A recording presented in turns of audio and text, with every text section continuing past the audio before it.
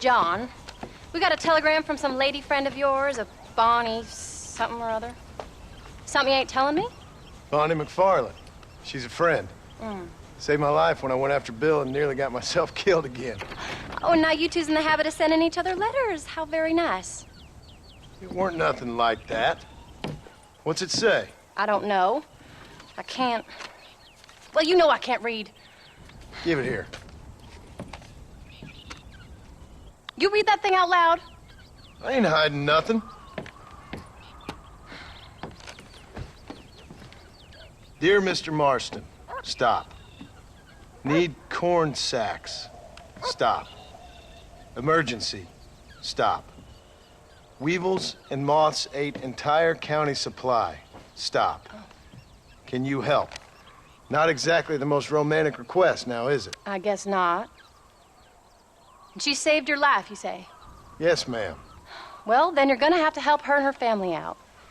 We've got a plentiful supply of corn sacks over near the silo. About the one thing Uncle didn't manage to have stolen while we was gone. Okay. Hurry back, John. And John, what's she like? You know. A little bit like you, I guess.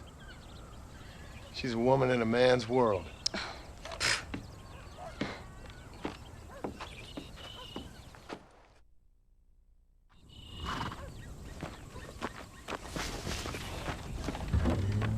John! Wait! Maybe I should meet this McFarland woman. What are you waiting for? We better hurry.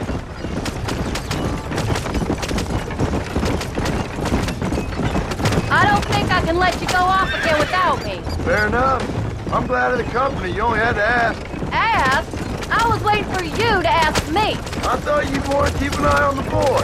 Oh, while you were off cavorting with cowgirls in the next county? I don't think so, John Marston. You only just got home.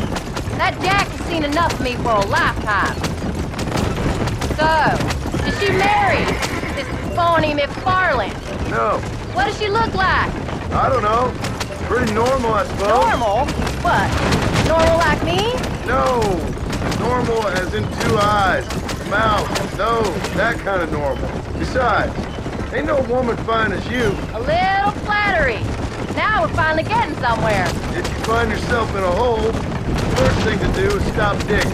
Another pearl of wisdom from John Marston. I sure do miss those. I never took you for the jealous type, Abigail. I ain't jealous so much as curious. You heard what she wrote. It's just some corn. She saved my life, and she was decent enough to me, so I owe her this much at least. How did she save your life anyway? She found me half dead on the side of the road and took me to the doctor. Most folks would have left me there. Half dead from what? Bill didn't take so kindly to me visiting unannounced. Bill never did like surprises. How was he? Same as he was when we left. Angry and dumb. Taking his revenge out on the world. People down there was really scared of him. Of Bill? You gotta be kidding me. He was only frightening if he was afraid of dumb fools. Bill weren't so bad, but when Dutch went crazy, Bill took it hard. For a while, we all thought we'd found something right. A better way to live, but it was just a lie. So you saw it before they did. Maybe. But they was still kind of a family. A family that left you for dead. You knew the truth, John, and they hated you for it. Where did they take you? Who? Those government bastards. Where did they hold you and Jack? I ain't sure. They kept their eyes covered there and back. Can't have been too far from here, though. They treat you right? It ain't the first time I've had a gun to my head, John. You're forgetting your marriage proposal.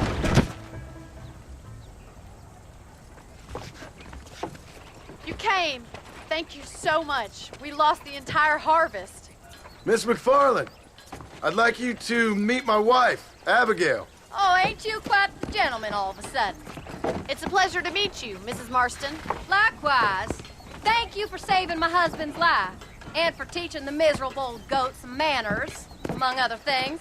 I didn't teach him anything. I know better than to try to change a man. You should meet my father. Oh, people can change, Miss McFarland. John and I have to believe that more than anybody. This is a decent first harvest for you, John. You should be proud. That's good land you got there. How are you feeling, Mrs. Marston? From what your husband told me, it must have been awful for you. I've been through worse, and I knew he'd be back before too long. He can't cook a meal to save his life. Abigail, in my darkest hours, when I was most homesick, just the thought of one of your rat meat stews kept me pushing forward. Well, about as amusing as a weeping saddle sore, ain't he, Mr. Farland? If you're gonna start yammering about women's work, John, I'd say you might be in the wrong company. I'd say so, too. I never felt so outnumbered.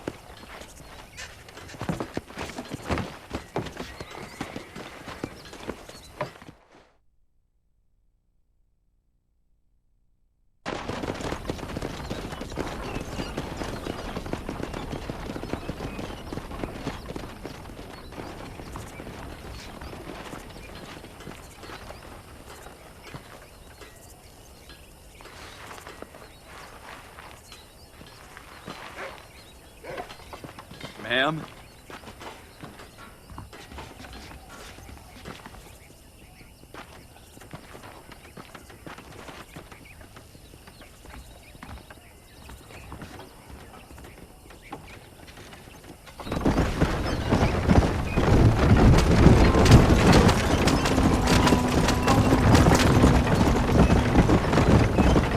So that was the famous Bonnie.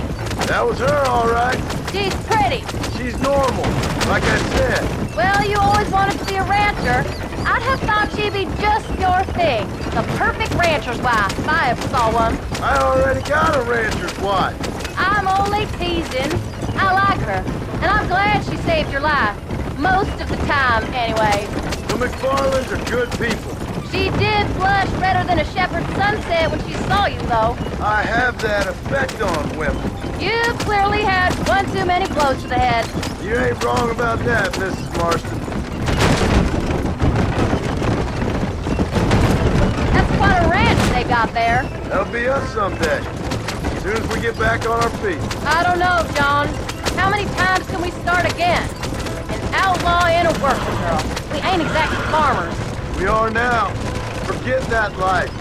It's over. Do you really believe that? We have to. It's the only way we'll ever have a future. The life we led, that doesn't go away. It's never over. You think those government men are just gonna leave us alone now? The old gang's dead.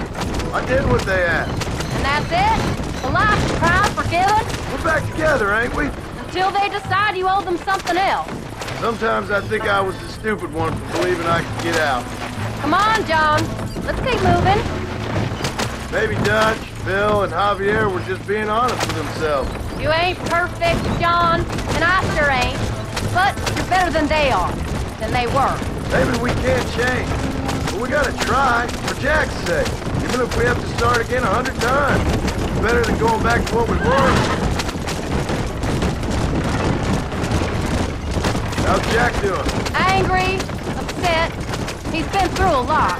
I hope he's gonna be all right. It's gonna take time. For a while, his world was safe. Normal, even. Then it got turned upside down again. He ain't saying much about it. I've tried to talk to him, but how do you explain any of it? What do you say when he asks about Uncle Bill and Uncle Dutch? They were his family when he was a little boy. He hides away in those books of his. Wouldn't you? It ain't like the real world's done him many favors. He's just been kidnapped. He grew up with the gang. That's no life for a boy. We did our best to protect him. Come on, John. He saw things no boy should see. Well, now we got a chance to make it right.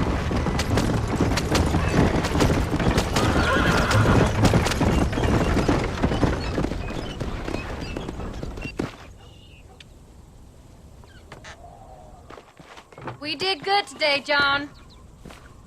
I guess I better go fix us something to eat.